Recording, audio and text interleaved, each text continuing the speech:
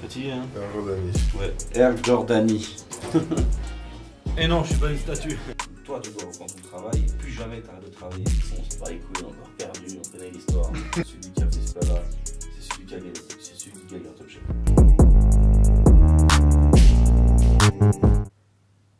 Et c'est ce qui s'est passé. Il y a un truc qui ressort, une récurrence, un truc fort, qui fera que c'est ça. Ouais, carrément. Genre une analyse finale de dire, bon bah... Oui, parce que tu seras plongé dedans vraiment et t'auras le truc bien en tête et bien clair. Tu vois, peut-être ça pourrait être moi dans mon resto, avec plein de gens bizarres autour de moi, des trucs bizarres, flous, ou je sais pas. Ouais, après, Et il moi, faut, je suis figé il faut et tout effectivement avant, avancer sur le... Parce qu'il y a des problèmes. Tu vois, peut-être un truc à sortir. Ouais, peut-être. Cool. Que ce soit cohérent et que tu te ressembles.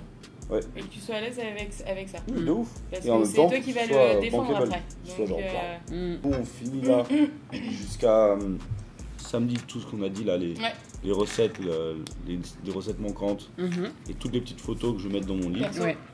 Et après, on n'a plus qu'à faire l'histoire et derrière, le DA va faire la photo. Ouais. Et on va créer tout l'univers. Ok, Ça marche. très bien. Là aujourd'hui je te pose des questions sur, je vais les chercher sur genre 15 recettes. Okay. Et on se fait un point la semaine prochaine, genre jeudi, un truc comme ça, qu'on ait le temps de taper tout le reste là. Crevettes sauce dynamite, il n'y avait pas le grammage de crevettes. On parle en pièces, 12.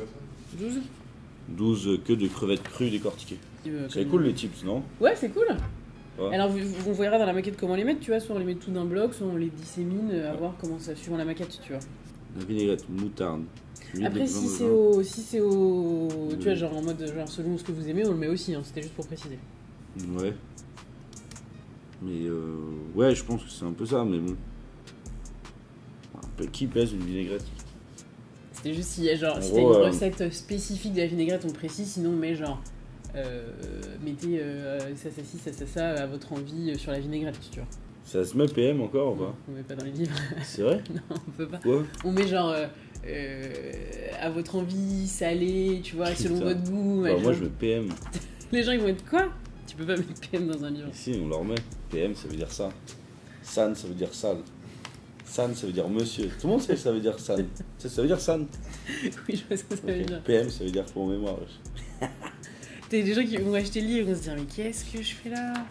Qu'est-ce qu'il veut dire? Bah ouais, mais en même temps, c'est stylé, moi j'ai appris comme ça. Tu veux qu'on le mette dedans? Vraiment, enfin on peut mettre une note, hein. PM, ça veut dire ça. Tu vois. Okay. Parce que selon vos envies, ça c'est ta grand-mère qui dit ça, tiens. Selon votre envie. Non mais tu vois. Oui, C'est un Andrieux. Voilà, c'est Julien Andrieux. oui, bon bah on fait de la cuisine quand même. Ouais, mais. PM, ça veut dire ça. Ok. Et on mettra une note au début, d'accord? Ouais. Deuxième. Eh, tu conduis, hein. Vas-y. Très fin. On va s'arrêter au drive. Ouais, mais si tu fais du sport et tu bouffes des domacs. Fatigué, hein? Air Jordanie. Ouais, Air Jordanie. J'en ai acheté plusieurs, hein. Je suis pas un crado. Hein. Parce que je me suis fait baiser. J'en ai acheté un et ils m'en ont livré 2. Et en fait, ils m'ont facturé 2. Comme l'album de. Ouais, escroc. Ouais, merci. Escroc. Ça, c'est carré. Hein. Il est beau, hein? En vrai. Il est très beau. Un livre d'anthologie. Vous pouvez pas imprimer des menus aussi grands? Et non, je suis pas une statue. Il y a du bon spoil. Bah là, il y a du spoil, mais impossible de savoir ce que c'est. Hein. Bon, là, le problème, c'est que la partie du livre, c'est encore du scolaire. Ouais. On en sort quand même. Ouais, mais c'était chaud quoi. En gros, la première partie, donc les photos c'est fait, les recettes c'est fait. Du coup, bah maintenant ce qu'il faut c'est faire une chronologie. Et donc il y a un début, il y a une fin. Moi, mes parents, bah, quand j'étais avec eux, bah, j'allais à leur taf et tout, quand j'étais pas à l'école. Et j'allais tout le temps au resto avec eux. C'est-à-dire que tous les midis et tous les soirs, ben, on mangeait au resto. Après, il y a des moments en famille, mais je mangeais beaucoup dans la cuisine avec ma mère, tu vois. En fait, j'ai vraiment souvenir de ma mère qui m'a élevé de ouf jusqu'à mes 3-4 piges, tu vois. Le premier jour, genre, ça m'a marqué, genre vraiment, ça m'a marqué, mais t'imagines même pas. Et là, je me retrouve vraiment à une fenêtre dire au revoir à ma mère, et c'était le pire truc qu'on m'a enlevé, c'est ma daronne, tu vois. Et je dis, mais attends, on peut pas me laisser là, avec des ahuris là, je connais pas les gens, mais genre vraiment les maîtresses et tout, fuck, on bat les couilles, tu vois, genre, je me dis, mais arrêtez, vous êtes pas ma mère, tu vois, genre, on mangeait tout le temps au resto. Tu vois, quand j'arrivais dans le resto, petit garçon et tout, toujours bien propre, toujours bien coiffé, stylé, tu vois. Parce que mes parents, ils faisaient attention qu'on soit toujours bien, tu vois. Et c'est partie de l'éducation. Et j'arrivais là-bas et en fait j'étais un roi, quoi. Genre ah, comment tu vas et tout, nanana. Et donc là je commençais un peu à traîner dans tous les restaurants de la région et tout. Et en fait je me rendais compte que en fait, mes parents étaient potes avec tout le monde, tu vois. Genre mais c'était encore un autre truc, c'est que nous le dimanche, bah, quand on rentrait du marché, bah, on faisait les courses, on avait des paniers, on avait tout, mais après on faisait quoi? On allait boire des coups. Un jour donc j'arrive au resto et là on me dit voilà les parents blablabla. Et jeune homme, qu'est-ce que vous voulez, un menu enfant? Et je dis bah ouais, menu enfant, mais vous voulez pas goûter une seule meunière et tout? Qu'est-ce que c'est et tout? Il m'explique poisson et tout. Je dis ah merde, compliqué là. Et je l'apprends pas. Je suis un connard. Hein. Et les soldes de mes parents arrivent. Et là je me dis putain, les bâtards, ils vont se mettre bien. Et moi j'ai un truc qui me plaît pas. Ah, tu veux goûter maintenant? Je dis bah ouais je goûte. Et là, genre je dis boah. C'est quoi ce délire gros? J'avais des genres de jumelles, on mettait des cartes dedans, et clac clac t'étais à Los Angeles, et clac clac t'étais à New York, et clac clac la tour de piste, tu vois. Et après il y avait la partie où j'étais vraiment en train de regarder les dessins animés et tout, mais quand je regardais les dessins animés j'avais toujours mes Mars, mes sneakers, mes Kit Kat, j'avais toujours ces trucs là, et j'avais toujours mon Schweppes, je buvais du Schweppes. Tonic. Ouais le tonic. Putain, moi j'aime bien, mais petit c'est chaud. Ah je buvais que du tonic. Petit. De toute façon petit je buvais du café et du tonic. Et j'étais comme ça. Et je kiffais trop. Et à tel point qu'un jour j'ai réveillé ma daronne au diable, tu vois. En pleine nuit. Et ma mère n'arrive pas à m'arrêter. Trop de café, trop de tonic, frère.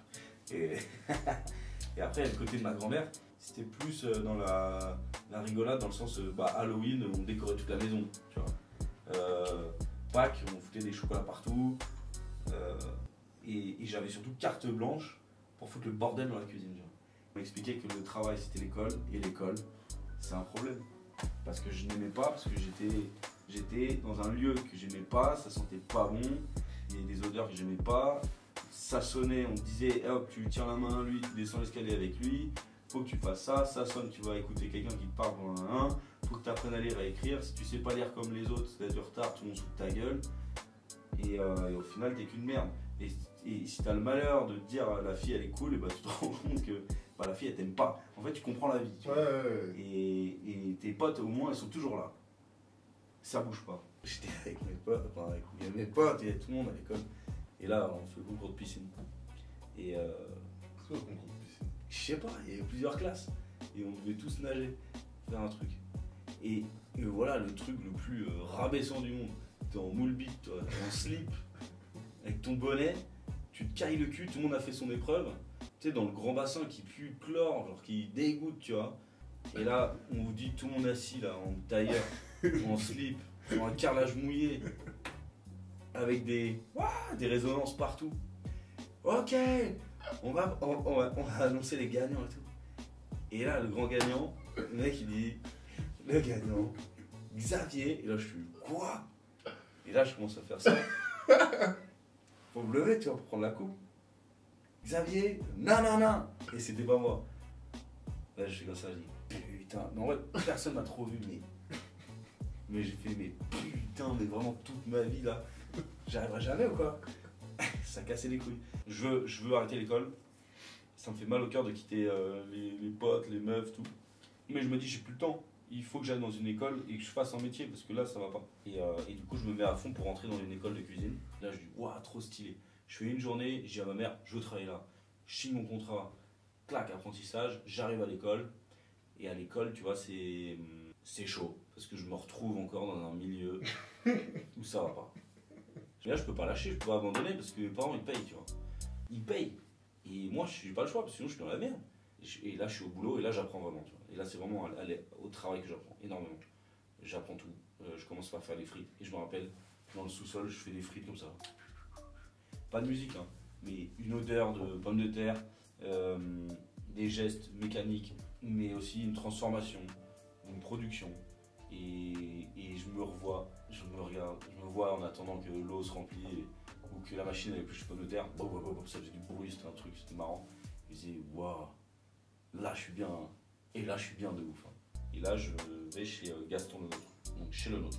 Voilà. Là, on est sur un truc genre banquet, faut produire 3000 fois ça, nanani, nanana et tout. Je dis merde, qu'est-ce qui se passe là? C'est pas trop mon truc ça, tu vois. Et je me souviens d'un mec qui s'appelait Christopher, c'était le sous-chef et il y avait plusieurs apprentis et il y avait des mecs qui paraissaient bien, tu vois. Et moi, je me trouve toujours un peu inférieur aux autres. Je dis, ouais, lui, il a l'air chaud. Et le mec, il dit, non, mais le meilleur ici, c'est Xavier. Hein. Vous êtes de la merde. Ouais, regarde, t'es en train de laver des herbes avec de l'eau chaude et tout, t'es débile. Enfin, et dans ma tête, je dis, ouais, il est con et tout. Et à un moment, il y a le concours accord. Et là, je me retrouve encore en mode concours. Je dis, oh non, on fait chier et tout. Comme la piscine, tu vois. J'ai encore cette histoire. Je vais au concours, il fallait faire un truc d'apéro. Tac, on finit l'épreuve. Je suis content, mon truc il est stylé, j'avais fait un petit sandwich, c'était en forme triangle, volume, mais avec des trucs inversés, avec surtout beaucoup de goût. Et là encore, on nous reconvoque, mais pas en slip, assis par terre, mais tous sur des chaises, avec nos tenues de chef, des tocs et des machins. Je me retrouve là-dedans, il y avait 3 lots. Alors le numéro 3, c'est nanana, et moi dans ma tête, j'étais avec un gars, je me disais, vas-y. De toute façon, on s'en bat les couilles, on est encore perdu, on connaît l'histoire. Et chier, quand est-ce qu'on se casse, qu'on prenne le train là, et le bus, et que je rentre chez moi me voir mes potes, tu vois. Et le numéro 2, nanana, et vas-y, tout le monde qui le regarde, qui l'applaudit, tu vois. Ouais, on s'en fout. Et là, le numéro 1, Xavier Bassman, il a achevé. Quoi? Et en plus, j'étais au fond de la classe, tu vois. Et là, j'étais en mode non, et tout. Donc là, ça y est, tu vois. Je marche en mode, qu'est-ce qui se passe? Et tout le monde comme ça. Wow. Et là, on se parlait chinois, je comprenais rien, j'étais sur scène, on me donnait des cadeaux et tout. Après, on m'a dit, et dans tous les le nôtre de France, il y aura son sandwich, nanana. Et j'étais en mode, waouh. Après, je suis rentré, genre grosse star et tout. Vas-y, au calme, ça dure une semaine. Hein. Je me retrouve dans le level au-dessus, je sais plus, ça passe. Alors, je suis dans les 3 premiers. Et le truc d'après, voilà comment j'ai perdu.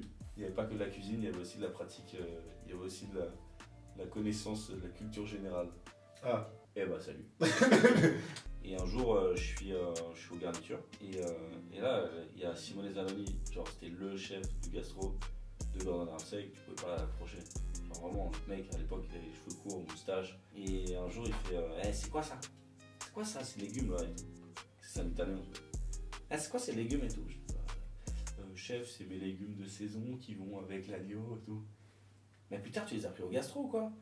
Qu'est-ce que tu fous avec ça? C'est la mise en place. Et je dis, bah non, je vous jure, c'est moi, c'est mes légumes. Je disais, on m'a dit de travailler ces légumes, j'ai fait ça. Putain, t'es un malade et tout. Et il me dit, putain, c'est bien. Bravo. Ok, viens dimanche au brunch et tout. On fera des trucs ensemble.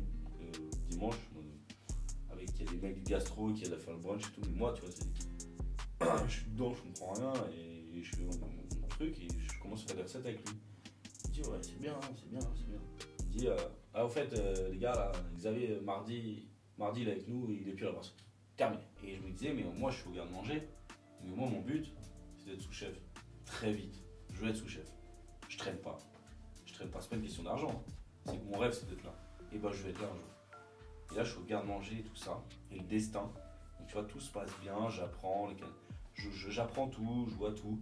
Et là, si tu veux, je commence à travailler le homard. C'était moi le responsable du homard. Donc je faisais tous les homards, tous les matins. Et là, je prenais un plaisir à faire le homard. Parce que quand je fais le homard, je suis dans une bulle. C'est-à-dire j'ai rien qui peut m'atteindre. J'ai 23 ans, je suis chef de partie aux entrées chaudes. Je suis encore aux entrées chaudes. Hein. T'as vu, j'ai fait quand même 19 ans, 23 ans, entrée chaude. À 24 ans, on me chope dans le bureau. Et on me dit, avec Xav, demain, c'est toi le chef de partie du poisson. Donc je suis à ça d'être sous-chef. J'ai encore 23 ans. Je suis à ça d'être sous-chef. Poisson, c'est le plus important. C'était le poste le pire. C'est fou, il y avait Simone Zanoni, Pietro Volonté en sous-chef, et moi en dessous. Genre je passais, genre le U, j'ai traversé le pont, tout sauté, ouais. Le pont d'or, direct. Et il y a des soirs où je loupais une cuisson, le poisson m'arrivait dans la tête, et devant tout le monde, tu te casses, t'es une merde. Il y avait des problèmes d'heures supplémentaires, ils nous disaient tous, ouais, donc demain, toi, les horaires, on fait moins d'heures, machin et tout. Ouais, Xavier aussi, machin. 3 jours, mec, où j'ai dormi un peu plus. 3 jours pour qu'on me chauffe dans le bureau et qu'ils disent, hey, espèce d'enculé, tu penses que toi, t'acceptes ce que je te dis comme ça, à réduire ton travail? Tu dois pas faire ça, parce que toi, t'aurais dû prendre conscience que tu dois jamais arrêter de travailler. Espèce de connard, t'es en train de devenir une merde comme les autres. Donc toi, tu dois reprendre ton travail et plus jamais t'arrêtes de travailler. connard. Là-bas, j'arrivais dans un autre monde où je devenais le bras droit officiel de Simon et Amélie à 24 ans. 2 étoiles au guide Michelin. Que je devais organiser les tables. Genre, la table 6 et la table A, c'est la 12. Ils sont arrivés en même temps. Donc ces tables-là, on va les rassembler. Et là, je commence à grossir. Parce que là, je me retrouve à un stade où je suis plus derrière les fourneaux à transpirer. Je dois tout goûter, tout machin. Et je travaille que la tête et puis le physique. Je m'étais vraiment coupé du monde social logique. C'est-à-dire que je rentrais tard le soir, ma vie c'était la nuit. J'allais chez le rebeu, chez le tard, pour faire mes courses. Donc je payais plus cher, mais en même temps, je mangeais des conneries, je mangeais du surgelé, je mangeais des boîtes. Et au final, je faisais des recettes de ouf, des trucs chez le rebeu. Mais des recettes de ouf. Même quand je recevais des meufs chez moi et qu'on allait chez le rebeu, clac, clac, clac, je faisais des plats de ouf. Et les gens étaient en mode, waouh, mais comment t'as fait ça et tout. Et un jour, j'ai 26 ans. Et t'as M6 qui vient et qui dit, ouais, on veut que Xavier fasse Top Chef. Et je te dis, ouais, vas-y, c'est bon, c'est pour faire comme tout le monde là, les mecs à la télé. J'aime pas Top Chef. Je regarde pas la télé, moi. J'ai pas le temps et ça m'intéresse pas. Moi, j'écoute de la musique. Bon, il m'a fallu un peu de temps et au final, j'accepte, je fais les castings et tout. Et là, je suis pris, tu vois. Normalement, quand tu fais une émission de télé, tu dois faire que ça. Mais moi, toujours un snake, tu vois. Clac. Et là, je faisais quoi? J'étais à l'hôtel, je prenais un Uber discretos, j'arrivais au taf, 19h, je faisais mon service. C'était un 8 novembre, c'est le jour de mon anniversaire, et j'avais 27 ans. Et là, je sors le trompe-l'œil, poisson pané, machin et tout. Et là, je l'ai terminé. Le Etchebest et tout le monde goûte et ils disent en gros, celui qui a fait ce plat-là, c'est celui qui a gagné, c'est celui qui gagne un Top Chef. Et c'est ce qui s'est passé. Et après ça, il y a eu 2 phases. Il y a eu le côté festif, il y a eu le côté drame. C'est-à-dire que moi, je sais que je gagne Top Chef. Et Simonet m'appelle pour me dire que au restaurant, ils ont perdu une étoile. On passe de 2 à 1. Là, je dis waouh, moi je prends du pouvoir et de la lumière, et là, il y a un problème. Chez moi. Hein. Moi, je me retrouve à être archi festif. Jean-François Piège m'a dit, oublie pas un truc, ce que tu viens de faire, c'était le plus facile, c'était de gagner un concours. Maintenant, tu es exposé, et le plus dur, c'est de monter le crescendo et de ne pas décevoir et pas te casser la gueule. Il faut toujours que tu travailles et que tu sois au top. Et c'est ça le moment le plus dur de ta vie maintenant, c'est de montrer aux autres qui tu es vraiment. Et ça s'appellera liberté. On reste comme ça.